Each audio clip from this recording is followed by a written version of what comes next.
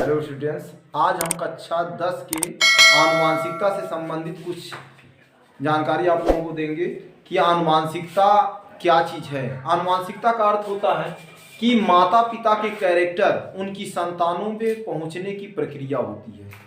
ये किसके माध्यम से होता है? ये सभी जीवधारियों की कोशिका के केंद्रक में एक प्रकार का तत्व पाया जाता है जिसको हम डीएनए कहते हैं। डीएनए के द्वारा माता पिता के लक्षण उनकी संतानों में पहुंचने का कार्य करते हैं। इसकी खोज करने के लिए इसका श्रेय जाता है ऑस्ट्रिया के रहने वाले एक वैज्ञानिक थे जिनका नाम था ग्रेगर जॉन मेंडल। उनका जन्म हुआ था ऑस्ट्रिया के ब्रून शहर के एक छोटे से गांव सिलिसियन में 22 जुलाई 1822 में हुआ था। उन्होंने आनुवांशिकता के बारे में खोज किया था, इसलिए उनको आनुवांशिकता का जनक कहा जाता है। वह एक चर्च के पादरी थे और उन्होंने अपने गार्डन यानी बगीचे में आनुवांशिकता की खोज किया था। आनुवांशिकता की खोज करने के लिए उन्होंने अपने गार्डन में मटर के पौधों को उगाया और उनके ऊपर उन्होंने 8 सालों तक प्रयोग किया और 8 सालों तक प्रयोग करने के बाद कुछ निष्कर्ष निकाला। मटर के पौधों का उन्होंने मटर के पौधे को इसलिए लिया क्योंकि मटर का जो पौधा होता है, जो मटर होता है, इसकी जीवन चक्र बहुत छोटी होती है। ये 2 से 3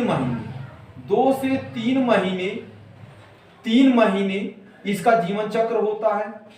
2 से 3 महीने इसका जीवन चक्र होता है और इसी में ये उसमें फल लगते हैं, बीज लगते हैं और उसके बाद वह उसका बीज तैयार हो जाता है। इसलिए उन्होंने दूसरी चीज, मटर में कुछ क्वालिटियां होती हैं, जैसे कुछ मटर ऐसे होते हैं जो पीले गोल होते हैं, कुछ ऐसे मटर होते हैं जो हरे झुर्रीदार होते हैं तथा उनके पुष्पों का कलर भी कई तरह से होता है। तो उन्होंने इस पे खोज किया और खोज करने के बाद उन्होंने निष्कर्ष निकाला और निष्कर्ष निकालने पर उन्होंने 3 नियम को प्रस्तुत किया। वो 3 नियम क्या क्या थे? सबसे पहले हम नियम के बारे में बता दें कि मेंडल के नियम। अब मेंडल के कौन कौन से नियम थे? 3 नियम थे। नंबर 1 प्रभाविता का नियम, प्रभाविता का नियम। दूसरा उन्होंने दिया नियम, पहला नियम ये था। दूसरा उन्होंने दिया युग्मकों की शुद्धता का नियम, या युग्मकों की शुद्धता का नियम, युग्मकों की शुद्धता का नियम, या अब बनाइए, कोई दिक्कत नहीं, बनाइए आराम से बनाइए, कट जाएगा। कर दो अरे पुश कर दे रहा है ना, क्या काट। युग्मकों की शुद्धता का नियम या पृथक्करण का नियम। और तीसरा नियम था स्वतंत्र अपव्यूहन का नियम, स्वतंत्र अपव्यूहन का नियम। ये 3 नियम उन्होंने प्रस्तुत किया आनुवांशिकता के। अब ये दोनों नियम जो है एक संकर संकरण पर आधारित है, जबकि स्वतंत्र अपव्यूहन का नियम 2 संकर संकरण पर आधारित है। तो सबसे पहले हम आप लोगों को बता दें कि एक संकर संकरण होता क्या है। एक संकर संकरण का अर्थ होता है जब दो जनकों को, यानी कि 2 शुद्ध जनकों के बीच संकरण की क्रिया कराई जाती है, तो जो प्रथम पीढ़ी में जो लक्षण सामने होते हैं वह प्रभावी होते हैं और जो लक्षण सामने नहीं दिखाई देते हैं वह अप्रभावी लक्षण होते हैं। तो इस तरह से एक संकर संकरण होती है, जबकि दूसरे 2 संकर संकरण में होता क्या है कि 2 लक्षणों को लेकर कराई जाती है। जैसे उन्होंने लिया क्या, पीला और गोल मटर वाले बीज वाले और एक हरा झुर्रीदार बीज वाले मटर के पौधे को लिया और इनके बीच संकरण की क्रिया कराई। और संकरण क्रिया कराने के बाद उन्होंने एक नियम प्रस्तुत किया जिसको हम क्या कहें, स्वतंत्र अपव्यूहन का नियम। हाँ, अब हम प्रभाविता का नियम का कंसेप्ट समझेंगे। प्रभाविता का नियम का अर्थ क्या होता है? प्रभाविता के नियम में उन्होंने बताया क्या कि जब दो शुद्ध जनकों के बीच संकरण की क्रिया कराई जाती है तो प्रथम पीढ़ी में जो लक्षण प्रकट होते हैं उसे प्रभावी लक्षण कहते हैं, और जो लक्षण प्रकट नहीं हो पाते हैं उसे अप्रभावी लक्षण कहते हैं। इसे ही प्रभाविता का नियम कहते हैं। इसके लिए उन्होंने एक एग्जाम्पल दिया कि जब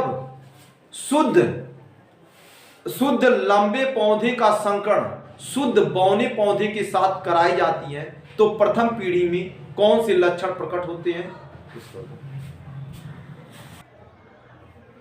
तो हम ले रहे हैं शुद्ध लंबे पौधे और उनका संकरण किससे करा रहे हैं, शुद्ध बौने पौधे से। तो लंबे के लिए हमेशा कैपिटल लेटर का प्रयोग करते हैं, तो कैपिटल टी, और शुद्ध बौने के लिए स्मॉल टी। और जब इनके बीच संकरण की क्रिया कराई जाती है तो संकरण की क्रिया कराने के लिए क्रॉसिंग से हम दिखाएंगे कि कैसे होता है। एक इधर से एक इधर से, और इसका ये दूसरे का ले लेंगे और ये तीसरा हो गया। ये 4 हो गए। यहां पर लिख देंगे कैपिटल टी और कैपिटल टी। अब हम ये पहले वाले को इससे मिला देंगे तो कैपिटल टी स्मॉल टी, और इसका इस दूसरे वाले से तो ये हो गया, और इसका हम इससे मिलाएंगे तो ये टी बन गया, और ये इसके साथ जुड़ेगा तो स्मॉल टी। तो ये आपको 4 तरह के पौधे हमको प्राप्त हुए, और चारों जो प्राप्त हुए ये प्राप्त किस पीढ़ी में हुए, ये F1 पीढ़ी में। ये F1 पीढ़ी में प्राप्त हुए, इसको हम प्रथम पीढ़ी कहते हैं। जिसमें जितने भी पौधे प्राप्त हुए सब के सब संकर लंबे पौधे प्राप्त हुए। कैसे पौधे प्राप्त हुए, संकर लंबे पौधे। संकर लंबे क्यों कहे गए, क्योंकि जब इनका जीनोटाइप देखा गया यानी जीन की संरचना को देखी गई तो इसमें देखा गया कि शुद्ध बौने पौधे के भी लक्षण इसमें मौजूद थे, इसलिए इनको कह दिया गया कि ये संकर है। तो ये F1 पीढ़ी में ये प्राप्त हो गए, तो ये प्रभाविता का नियम है। तो इस तरह से ये प्रभाविता का नियम में जितने भी प्रथम पीढ़ी में जितने भी पौधे प्राप्त हुए वह सब के सब संकर लंबे थे, और इसे ही प्रभाविता का नियम कहते हैं। मेंडल में दूसरे नियम हमारे हैं युग्मकों की शुद्धता का नियम या पृथक्करण का नियम। इसमें उन्होंने क्या किया कि प्रथम पीढ़ी से प्राप्त पौधों के बीच जब स्वपरागण की क्रिया हुई, यानी कि उसमें जो है परागण की क्रिया यानी कि क्रॉसिंग कराया गया, तो उनमें जो द्वितीय पीढ़ी में जो पौधे प्राप्त हुए उसमें एक अनुपात प्राप्त हुआ, और वह अनुपात प्राप्त हुआ 3 संबंधी 1 या 75 संबंधी 25 का अनुपात प्राप्त हुआ।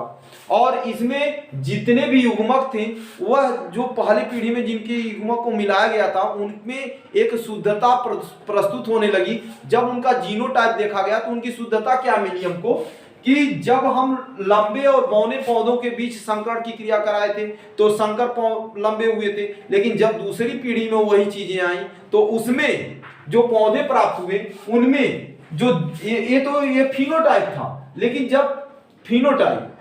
जब हम जीनोटाइप उसका देखें, जीन की संरचना देखें,